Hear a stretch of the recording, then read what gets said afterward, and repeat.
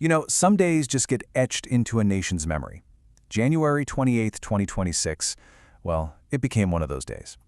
It all started with news of a sudden tragedy in Maharashtra, a story that would send shockwaves through the corridors of power and, really, across the entire country.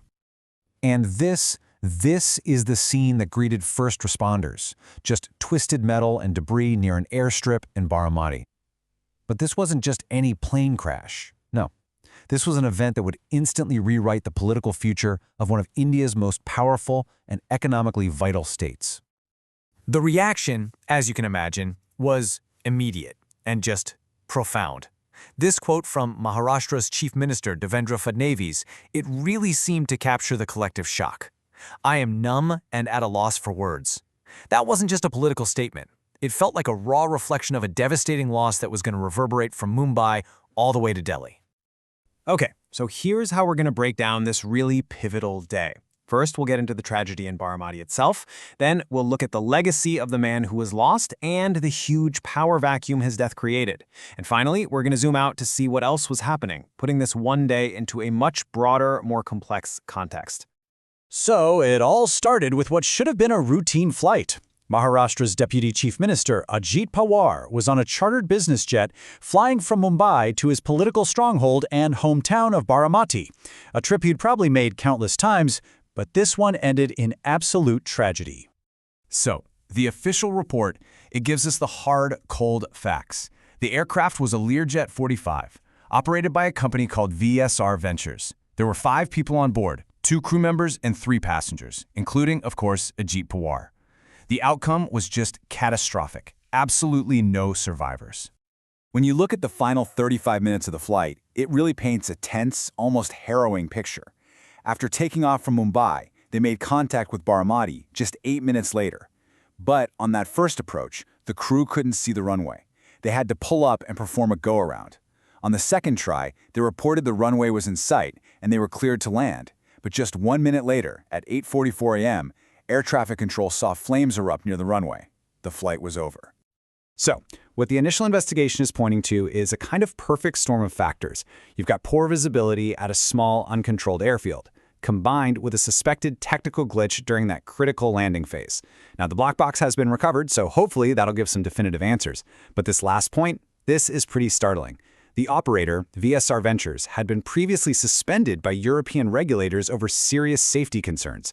And that right there, that raises some really urgent questions about our own aviation oversight here in India. But, you know, to really grasp the scale of this loss, we have to look beyond the crash itself. We have to understand the man. Ajit Pawar wasn't just another politician on a plane. His death marked the sudden, shocking end of an entire era in Maharashtra politics. And he was, by all accounts, an absolute political powerhouse. His colleagues described him as a knowledgeable personality who valued time, and he was famous for his incredible command over the state's administration. He had these deep grassroots connections and a reputation for a direct, no-nonsense style that, well, got things done. Just think about this number for a second. 6. That's how many times Ajit Pawar was the Deputy Chief Minister of Maharashtra. That makes him the longest serving in the state's entire history. I mean, that's just a testament to his incredible ability to navigate these really complex and often rival political alliances. He served under chief ministers from so many different parties, which just made him this constant central figure in the state for decades. Okay, so with all the shock in the morning, a really stark political reality started to set in. Pawar's sudden absence created this massive power vacuum, and it threatened to completely reshape the political landscape of one of India's most critical states. To really get the fallout here, you have to understand the incredible balancing act he was performing. See, inside the ruling coalition, Ajit Pawar was seen by the BJP as the dependable partner. He was the crucial counterweight to the hard-bargaining Eknath Shinde. His strong relationship with the chief minister was kind of the glue that held the whole, often tense alliance together. And so, you can see why this became the question, the one being asked in the corridors of power from Mumbai all the way to Delhi. The stability of the entire government suddenly seemed to be hanging in the balance. The ripple effects, well, they were immediate and they were massive. First off, Eknath Shinde's bargaining power was expected to just skyrocket, with a huge test already on the horizon in talks for the Mumbai Municipal Corporation.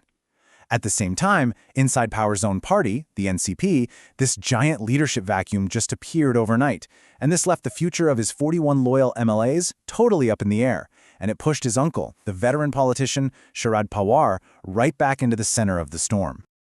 But here's the thing. While all of this was consuming Maharashtra, the rest of the country's attention, well, it was being pulled in other pretty dramatic directions.